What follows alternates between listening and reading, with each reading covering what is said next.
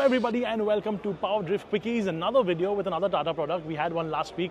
Now this is another flagship product from Tata Motors. Last time was the flagship hatchback. This is the flagship EV SUV, the Harrier .EV. Remember the .EV is very important because of course the .EV is the Tata sub-brand. Let me take you through the car quickly. Let me talk about the specs and let me tell you what it's all about. But because this is what Tata really wants to boast about, because if you want to talk about Tata as a culmination of tech from JLR, from whatever else they've ever had, this is basically it. It's their flagship sort of product. But Safari is more expensive because this starts at 21.49. Safari is more, but in my opinion, this is real Tata flagship today. Okay, so let's talk about this. First of all, in terms of the way it looks, it's not really different because it's still a Harrier. It has obviously different styling elements because that's what the EV differentiating is, and it's got like a, it almost looks like a comb, which is surprising because I haven't seen a comb in many years. Okay, jokes made and done with.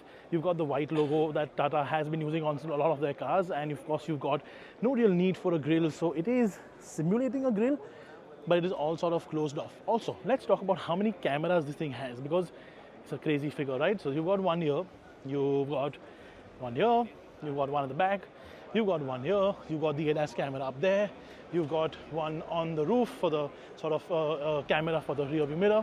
In fact, you know what? Do some research and tell me in the comment section, how many cameras do you think the Harrier EV has?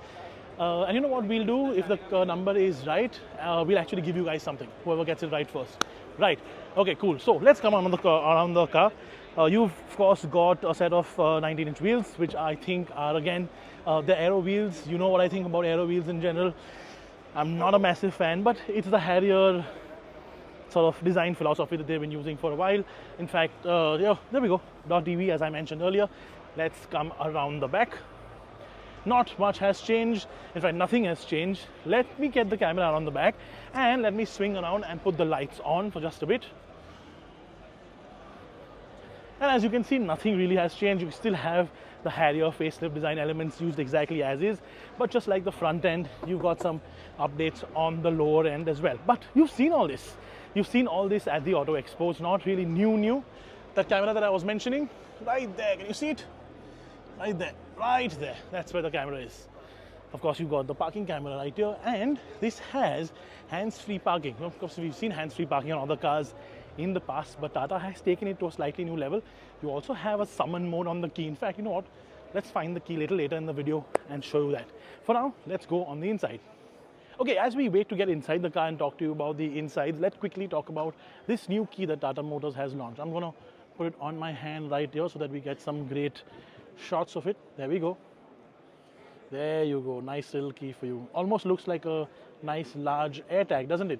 Now of course this little tag, the D4, which is just for this particular car, it's not going to be on your key, but there are some functions on the key which I think are really cool. So for example, Tata now has a summon mode on the Harrier EV. Essentially what this means is if you park a car very close to say the lines, because honestly parking slots aren't really too big anymore, and somebody parks very close to you and you can't really get in, like I can't sometimes, then you can press this button to reverse the car out, or you can press this button to sort of make the car go forward. I'm not really going to do it now because I don't want anybody to get run over because there are people shooting the car.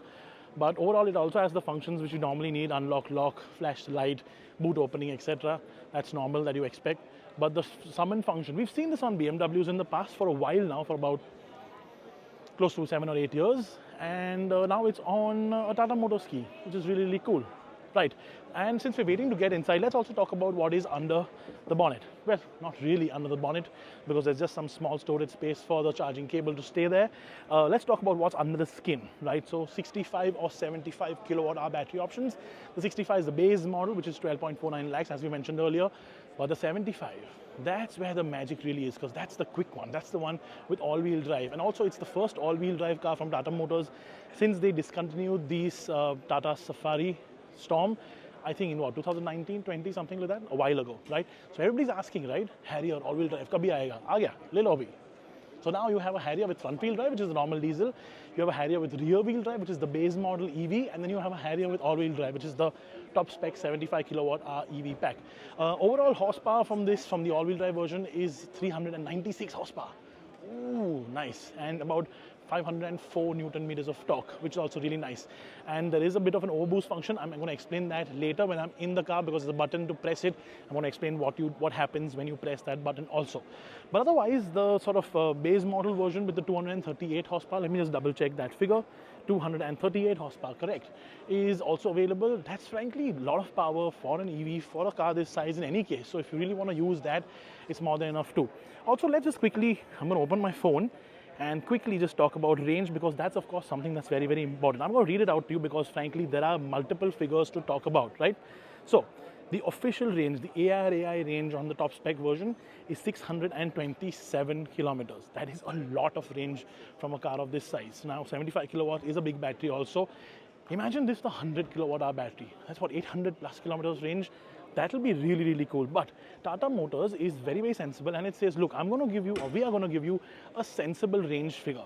Right? It's called C75 in Tata Motors parlance, and what you get is 480 to 505 kilometers. Why this variance? Tata also considers weather conditions. So if, say, for example, it's very, very cold or very, very hot, range will be lower. But 480 to 505 kilometers of realistic range means you'll actually get almost 480 to 505 kilometers of realistic range. We've tested the cars and we get very, very close to that realistic C75 figure. If you drive normally. If you drive like a lunatic, sometimes like I do, maybe much less. In fact, the boys at Z-Wheels claim that if I drive this, I won't get more than 300 kilometers. No chance. I'm going to get 480 to 505, right? Let's wait till these guys are done, but by the time you see this in the next 2 or 3 seconds, we'll be inside.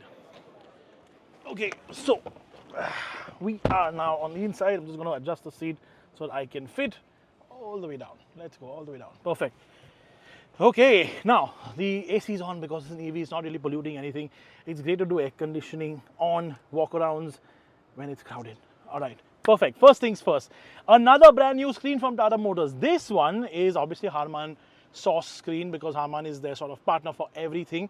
But also it is sort of co-developed by Samsung, and it's QLED, and it's supposed to be really, really high resolution. It's supposed to be like really, really good. So let's sort of play with it just a little bit and see if we can form any sort of opinion on it. Let's see. Let's have the mood lighting on.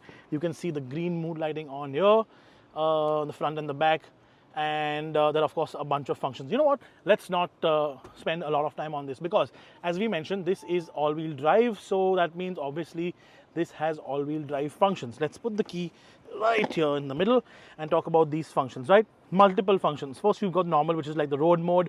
You've got snow, in case you want to take it to the Himalayas, or grass. You've got mud ruts, very, very useful for Mumbai monsoons. You've got sand, also very, very useful for Mumbai monsoons if you're driving on broken roads. And then there's a special rock crawl version, which is also very, very useful for Mumbai roads. I'm just making a joke, guys, okay? And then of course you've got a customized mode where you can actually choose and pick and sort of play with functions and stuff that you really, really want yourself. You also have the obvious city mode and green driving mode, and then you've got this little overboost. Now the motors together make about 396 horsepower, but they make 504 Newton meters of torque. And when you press this little button right here, it sort of boosts that temporarily, and you get about 540 Newton meters of torque, which means very, very fast acceleration. Look out for this car very, very soon. In the next signal to signal season, we're going to have hopefully this, and of course it goes up against the B6. That's the big combination, the big rivalry that we will put on a video very, very soon, both on signal to signal and in a full-fledged independent video. So that's something to look forward to.